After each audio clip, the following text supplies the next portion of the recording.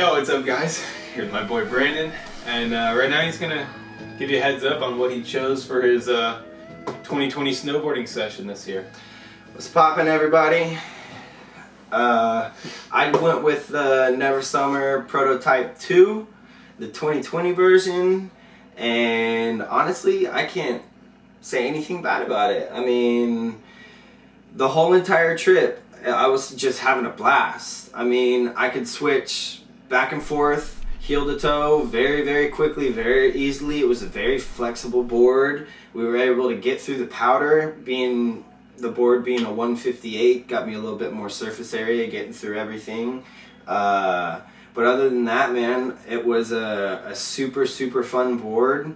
Was able to do a lot of spins on it. Super fun. Only my second time going out. This is the very first board I've ever bought, and I have, like I said, zero bad things to say about it.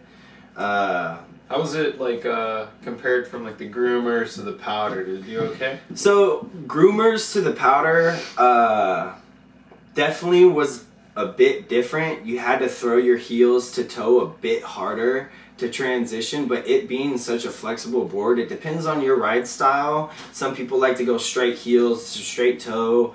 Me, I kind of will lift up my front foot before I lift up my back foot, kind of on the groomers, just so I don't catch an edge, just so I'm getting that little bit of flowy motion going on both sides. But in the powder, oh my goodness, I mean, this thing rips through the powder. I mean, even it being a big board, a 158, I was able to sling that thing left and right every single time. It was a blast up there.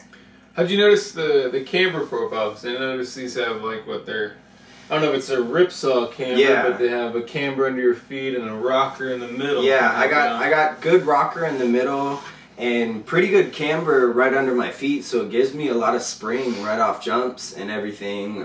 So that was pretty surprising. I actually got a lot of lift off of this board, even off little teeny tiny jumps. I mean, you give it a little bit of a spring to it and it pops right up, you know. Nice, man.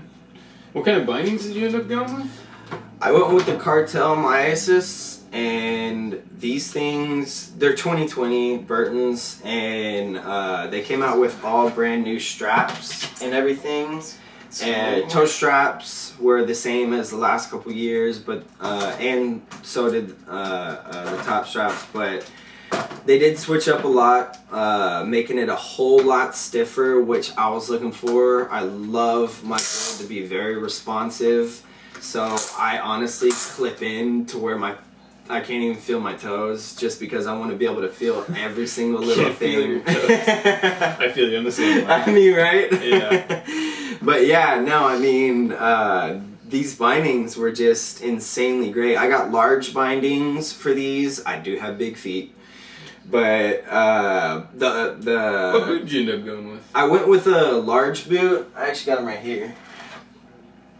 I went with the, I forget the name of it. The Myisis? Yeah, the Myisis. These are double boa.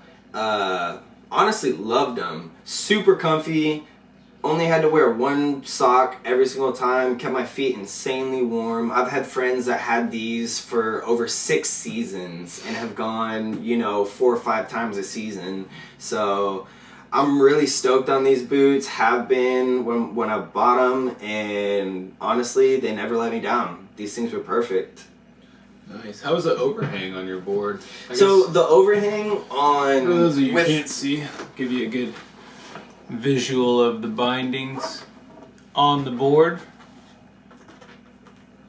How about you put your boot on there and let's see what that looks like. And to be honest with you, man, and everybody out there, I have large, like I said, I have large bindings on here. Hello. And honestly didn't have too much overhang on either side. It was honestly pretty perfect. I had a little bit more on my toe edge, but that's all, relative. You can adjust your stuff a little bit further back, a little bit further forward. I personally like having a little bit more toe edge than heel edge. I can always go harder on my heel edge. So I like to have that little bit of give on that front, on my toe edge. But these bindings, I mean, are insanely perfect.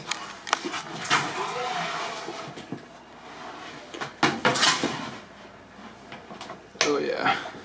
So the reason why I chose these cartels again is because they have this toe strap that comes up, not just like the old ones that just come straight across. I mean, they really get the bottom, top, and back of your boot, so you're really able to throw it one side to the other as hard as you want and as quick as you want. And that was my main concern when I was getting this board, because I'm a surfer. I love my stuff to be responsive, and this gave me exactly that.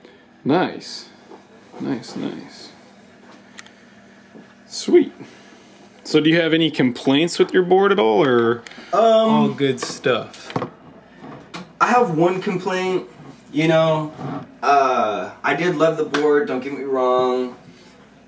But this is, like I said, this is the first board I have ever bought. I did get the 158 wide, which wasn't a bad choice. It's a park board. Well, I'll always keep it, you know, going to Purgatory or something, go hit some rails and big jumps and whatnot. But definitely for some downhill kind of double black slopes over at Wolf Creek or anywhere else, definitely gonna get a shorter board for sure. Probably gonna get the War Pig, if I'm honest, but we'll see. We'll see what everybody else has to come out with. Let's show them how wide these boards are. So, I'm pretty sure this one is somewhere around a 27 centimeter wide or so. See, it'll stay up like that. You can hold yours for a second. Alright, so this is the War Pig in a 158, and this is the Prototype 2, also in a 158. And if you can see, they're relatively the same size from edge to edge, but the War Pig is a little bit wider, obviously. So, just to give you a little representation on how wide they are. Which, even them being a little wide, I mean, mine was definitely towed in a heck of a lot more than that War Pig over there, but we were still able to get down the mountain. I mean, what we were doing, 57 miles an hour at one point? I don't know, I didn't have my thing on me. But easily breaking 50s. Easily breaking 50s on these boards. I mean, it was insane. But yeah, it was really fun. So, I guess that was Brandon's pick for 2020, and hope you subscribe and keep watching. We're going to post some more videos here soon of more of our winter review stuff. So keep watching and subscribe. Thank you. Thanks, guys. Later.